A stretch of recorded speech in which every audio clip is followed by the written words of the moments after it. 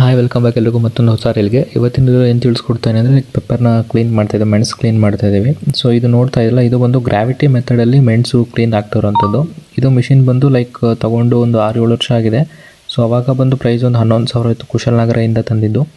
ಇದು ಬಂದು ಗ್ರಾವಿಟಿ ಮೆಥಡಲ್ಲಿ ನಿಮಗೆ ಕ್ಲೀನ್ ಆಗುವಂಥದ್ದು. ಸೊ ಗ್ರಾವಿಟಿ ಮೆಥಡಲ್ಲಿ ಹೆಂಗೆ ಕ್ಲೀನ್ ಆಗುತ್ತೆ ಅಂದರೆ, ಮೇಲ್ಗಡೆಯಿಂದ ನಿಮಗೆ ಮೆಣಸು ಕಾಳುಗಳನ್ನ ಹಾಕಿದಾಗ ಸೊ ಅಲ್ಲೊಂದು ಸಣ್ಣ ಹೋಲ್ ಇರುತ್ತೆ. ಆ ಹೋಲ್ ಮೂಲಕ ನೋಡಿ ಕಾಣ್ತಾ ಇದ್ದಿಲ್ಲ, ಹೋಲ್ ಮೂಲಕ ಮೆಣಸು ನಿಮಗೆ ಕೆಳಗೆ ಹೋಗುತ್ತೆ. ಕೆಳಗೆ ಹೋದಾಗ ಏನಾಗುತ್ತೆ, ಕಾಳು ಇರುತ್ತಲ್ಲ, ಮೆಣಸು ಕಾಳು ಇರೋದ್ರಿಂದ ನಿಮಗೆ ಫಾಸ್ಟಾಗಿ ಕೆಳಗಡೆ ಬೀಳೋದ್ರಿಂದ ಜೋರಾಗಿ ತಿರುಗಿ ನಿಮಗೆ ಔಟರ್ ಸರ್ಫೇಸಿಗೆ ಬೀರುತ್ತೆ. ಮತ್ತು ಕಸ ಇರುತ್ತಲ್ಲ, ಕಸ ಎಲ್ಲ ನಿಧಾನಕ್ಕೆ ನಿಮಗೆ ಜರ್ಕೊಂಡು ನಿಧಾನಕ್ಕೆ ಬರುತ್ತೆ. ಈಗ ತೋರಿಸ್ತೀನಿ ನೋಡಿ ನಾನು ಮುಂದೆ ಯಾವ ಥರ ಅಂತ.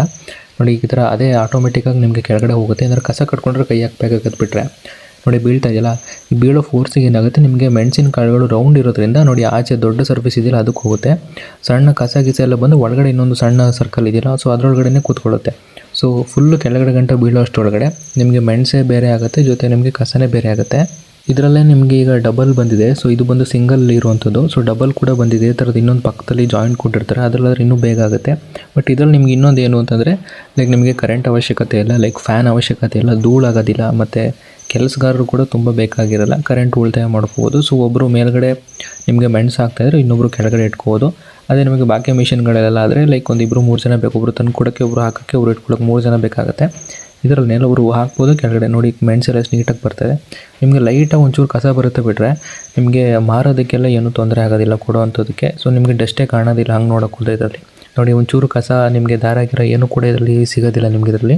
ಬಟ್ ಬಾಕಿ ಮಿಷಿನಲ್ಲಾದರೆ ನಿಮಗೆ ಕರೆಂಟ್ ಯೂಸ್ ಆಗುತ್ತೆ, ಫ್ಯಾನ್ ಯೂಸ್ ಆಗುತ್ತೆ, ಇಲ್ಲ ಡೀಸೆಲ್ ಮೋಟ್ರ್ ಈ ಥರ ಎಲ್ಲ ಯೂಸ್ ಮಾಡ್ಕೋಬೋದು. ಇದರಲ್ಲಿ ಏನೂ ಇಲ್ಲ. ನಿಮಗೆ ಗ್ರಾವಿಟಿನಲ್ಲಿ ಕಾಳುಗಳೆಲ್ಲ ಬೇರೆ ಬೇರೆ ಸಪ್ರೇಟಾಗಿ ಹೋಗೋದು, ಕಸನೇ ಸಪ್ರೇಟ್ ಆಗುತ್ತೆ. ಬರೀ ಮೆಣಸು ಅಂತಲ್ಲ, ನಿಮ್ಗೆ ಇದರಲ್ಲಿ ಬೇರೆ ಬೇರೆ ದವಸ ಧಾನ್ಯಗಳನ್ನೂ ಕೂಡ ಕ್ಲೀನ್ ಮಾಡ್ಕೋಬೋದು.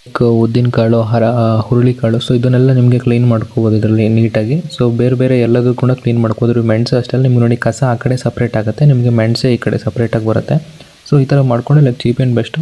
ಸೊ ಬೇರೆ ಬೇರೆ ಏನಾದ್ರು ಇದ್ದರೆ ಅದನ್ನು ಕೂಡ ಮಾಡ್ಕೋಬೋದು. ಇದಾಗಿತ್ತು ಇವತ್ತಿನ ರೀಲು.